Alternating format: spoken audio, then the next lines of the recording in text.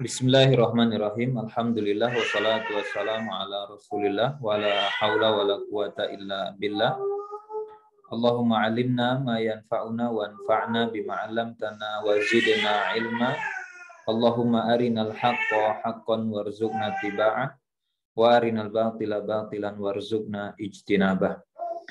Kembali kita lanjutkan di hadis nomor 16 dari Abdullah ibn Umar bahwa Rasul sallallahu alaihi wasallam bersabda, "Man ibta'a ta'aman, maka barang siapa yang membeli makanan fala yabi'hu, janganlah dia jual kembali hatta yastawfiya, sebelum dia terima atau sebelum dia miliki barang itu." Dan di dalam redaksi yang lain itu dinyatakan hatta yaqbidahu, sampai kemudian barang itu dia terima baru bisa dia jual kembali. Dan dari Ibn Abbas radhiyallahu taala anhuma itu juga disampaikan dengan redaksi ataupun nada yang semisal. Dan di dalam hadis ini ada beberapa faedah yang kita bisa ambil, di antaranya adalah disyariatkannya jual beli dan hukumnya diperbolehkan, ya. Jadi jual beli makanan atau yang lain itu juga halal, artinya diperbolehkan, entah itu si pembeli dalam kondisi membutuhkan ataupun mungkin dalam kondisi yang tidak membutuhkan, maka itu juga diperbolehkan dan hukumnya halal berdasarkan hadis ini. Jadi kita bisa catat faedah ataupun pelajaran di sini, yaitu adalah boleh memperjualbelikan makanan dan yang lainnya, baik karena butuh ataupun tidak butuh, gitu ya. Karena memang tidak butuh, karena memang ya secara hukum asal itu diperbolehkan. Secara hukum asal itu diperbolehkan berdasarkan hadis ini.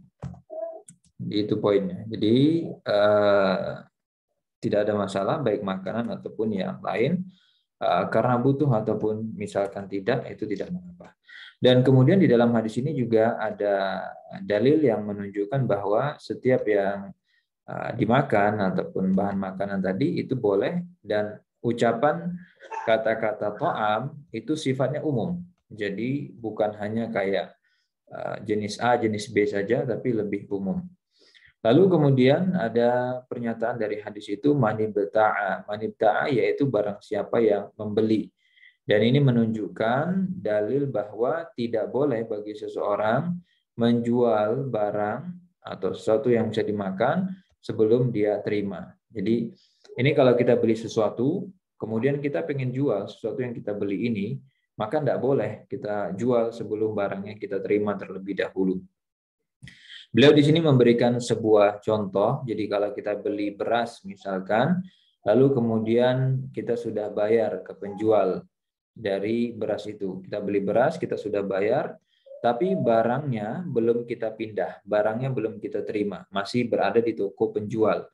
Lalu kemudian ada teman kita mau beli beras itu dari kita, atau ada orang lain mau beli beras itu dari kita, maka kalau kemudian kita bilang silahkan beli, maka itu tidak boleh. Artinya kita tidak boleh transaksikan, tidak boleh jual itu sebelum barangnya, beras itu kita terima dulu, kita ambil dulu, baru kita bisa transaksikan. Jadi itu poin penting daripada hadis ini. Tidak boleh memperjualbelikan atau menjual kembali, gitu ya, menjual kembali barang yang dibeli sebelum barang itu diterima atau dipindahkan dan dikeluarkan dari toko dari tempat penjual aja, ya, dari tempat penjual. Kalau mau menjual, maka menjual kembali barang yang dibeli harus terima dulu, setelah itu baru lakukan transaksi penjualan. Sebagai contoh, misalnya beli beras. Kalau sudah bayar, tapi beras masih di tempat penjual, maka beras itu belum boleh untuk dijual kembali sebelum diambil dan diterima. Itu inti daripada hadis ini sebenarnya. Apakah kita bisa analogikan atau kita bisa kiaskan barang-barang lain selain bahan makanan, selain beras, gandum, dan seterusnya ya? Nah, di situ para ulama berbeda pendapat. Jadi hadis ini menegaskan bahwa ini hanya berlaku pada makanan saja aturannya. Karena ada statement mani beta'a to'aman. To'am itu sifatnya berarti menunjukkan bahwa selain makanan berarti tidak berlaku hukum ini. Sementara di dalam hadis yang lain, di sini berarti intinya ada dua pendapat ya. Ada dua pendapat. Hadis itu mengatakan atau ini menjadi dalil bagi yang mengatakan terbatas. Tapi nanti ada statement atau ada pendapat yang lain. Apakah aturan harus qobat atau serah terima terlebih dahulu sebelum menjual kembali berlaku juga untuk objek jual beli selain bahan makanan? Ada beda pendapat di sini. Ulama yang mengatakan bahwa aturan itu hanya terbatas pada bahan makanan menggunakan hadis ini sebagai penguat. Sementara yang lain membantahnya. Wallahu a'lam ya, wallahu a'lam. Yang lebih kuat aturannya tetap berlaku meskipun objeknya bukan bahan makanan. Seperti mobil, motor, dan seterusnya.